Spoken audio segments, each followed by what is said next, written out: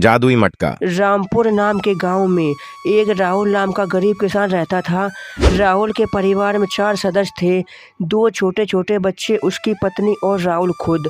राहुल के पास खुद का खेत नहीं था, इसलिए वो दूसरों के खेतों में मजदूरी करके अपने परिवार का पालन पोषण करता था। ऐसे ही एक दिन कड़ी धूप में राहुल काम कर रहा था, लेकिन धूप के कारण राहुल को हल्के हल्के चक्कर आने लगे और राहुल बोला, अरे बाप रे, आज तो कुछ ज्यादा ही धूप है, क्यों ना मैं पेड़ की छाया में थोड़ा बैठ जाऊं। चलो यहाँ अब थोड़ा आराम है। राहुल को आराम से बैठे देख वहाँ पर उसका मालिक आया और राहुल पर जोर जोर से चिल्लाने लगा। क्यों रे गरीब राहुल, मैं क्या तुझे आराम से बैठने के पैसे देता हूँ? पूरे खेतों का काम पड़ा है और आराम से हवा में बैठा है। मैं तुझे अभी काम से निकलता हूँ और हाँ, तुझे आज की मजदूरी भी नहीं मिलेगी। अरे नहीं नहीं मालिक, ऐसी बात नहीं है, मैं तो बस अभी आया था। मुझसे ज्यादा बकवास मत कर, बोला ना एक बार, निकल यहाँ से। मालिक कृपा करके मुझे काम से ना निकाल। मेरे 2 छोटे छोटे बच्चे और पत्नी है, उनका क्या होगा? वह तो भूखे मर जाएंगे। हम गरीब पर थोड़ी दया करो, आगे से ऐसी गलती नहीं होगी। मैंने क्या तेरे परिवार का ठेका ले रखा है? चुपचाप जाता है कि लात मार कर निकालूं? बेचारे राहुल ने अपने मालिक को समझाने की बहुत कोशिश की, लेकिन उसके बावजूद भी उसका मालिक ने राहुल की एक भी बात नहीं सुनी, जिससे राहुल उदास होकर अपने घर वापस लौट गया। मम्मी पापा आ गए। ये पापा? अरे चिंटू के पापा, क्या हुआ? आज आप बहुत जल्द आ गए। तबीयत तो ठीक है ना आपकी? सोनम, अब मैं तुम्हें किस मुंह से बताऊं कि मालिक ने मुझे हमेशा के लिए काम से निकाल दिया है। क्या ये क्या कह रहे हो तुम? अब हमारे बच्चों का क्या होगा? तुम्हें तो पता ही नहीं, कल रात ही घर का सारा राशन खत्म हो गया था। घर में आज रात का खाना बनाने के लिए कुछ भी नहीं है। अब मैं क्या करूं? हम गरीबों को आज रात पानी पीकर ही काम चलाना पड़ेगा। सुबह होते ही मैं कहीं न कहीं से राशन की व्यवस्था करूंगा। उस रात तो वो लोग जैसे तैसे भूखे ही सो गए। चिंटू के पापा कहाँ हो?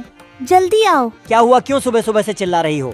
अरे देखो ना, चिंटू को क्या हुआ? लगता है कि वो भूख के कारण बेहोश हो गया है। अरे बाप रे सोनम, तुम परेशान मत हो, मैं अभी कहीं से दवा और खाने का इंतजाम करके आता हूँ। अपने बेटे की हालत बिगड़ते देख राहुल तुरंत अपने दोस्त मोनू के पास पहुँच गया। मोनू भाई, मुझे तुम्हारी मदद की जरूरत है। हो सके तो 2000 रुपए मुझे उधार दे दो, मैं जल्द लौटा दूंगा। अरे ओ गरीब भिखारी, तूने अभी तक पिछली बार के तो पैसे लौटाए नहीं हैं। इस बार की क्या लौटाएगा? पता नहीं कहाँ से आ जाते हैं। चल भाग यहाँ से। कृपा करके ऐसा मत बोलो मोनू भाई, मेरे बेटे की तबीयत बहुत ज्यादा खराब है, मुझे दवा लेनी है। अरे ओ गरीब, मुझे तेरे बेटे से क्या लेना देना? अगर वो मर भी जाए तो मुझे कोई फर्क नहीं पड़ेगा। समझ गया ना? अब भाग यहाँ से। राहुल को तो वहाँ से भी उदास होकर लौटना पड़ा। तभी रास्ते में राहुल का पुराना मालिक राहुल को दिखाई दिया। राहुल तुरंत अपने पुराने मालिक के पास गया और बोला, मालिक कृपया मुझे काम पर दोबारा रख लो। मेरे घर खाने का एक भी दाना नहीं है और भूख के कारण मेरा बेटा भी बीमार हो गया है। मेरे पास ना तो दवा के पैसे हैं और ना ही खाना के। बहुत बहुत अच्छा हुआ तेरे साथ। तुम जैसे गरीबों के साथ तो ऐसा ही होना चाहिए था। काम के वक्त तो आराम करता है, फिर कहता है काम पर रख लो। कोई काम वाम नहीं है तेरे लिए। चल रास्ता दे मुझे, मेरे पास तेरे जैसों से बात करने का फालतू टाइम नहीं है। थक हार कर राहुल खाली हाथ ही अपने घर लौटने लगा, लेकिन तभी राहुल की नजर सामने एक सुनहरे और चमकदार मटके पर पड़ी। मटके को देखकर राहुल को कुछ भी समझ नहीं आया और राहुल तुरंत मटके के पास पहुँच गया। रुको राहुल, मैं तुम्हारी सारी परेशानी जानता हूँ।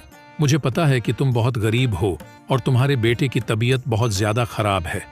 तुमने जिससे भी मदद मांगी है उसने तुम्हारी एक भी बात नहीं सुनी है। तुमने सही बोला, लेकिन ये तुमको कैसे पता? और आखिर तुम हो तो हो कौन? मैं एक जादुई मटका हूँ और मैं हर 20 साल के बाद इसी जगह पर आता हूँ, और जो भी मुझे बहुत ज्यादा परेशान और गरीब दिखता है, मैं अपनी शक्तियों से उसकी सारी परेशानी दूर कर देता हूँ। क्या तुम मजाक तो नहीं कर रहे हो? अगर तुम सही बोल रहे हो तो मुझे एक बड़ी सी कार दो। इतना बोलते ही जादुई मटकी ने राहुल को एक बड़ी सी कार दे दी और राहुल की सारी गरीबी भी दूर कर दी। अब राहुल के पास एक बड़ा सा बंगला है, जिसमें राहुल का पूरा परिवार बड़े बड़े अमीरों जैसी जिंदगी बिताता है। राम राम भाइयों,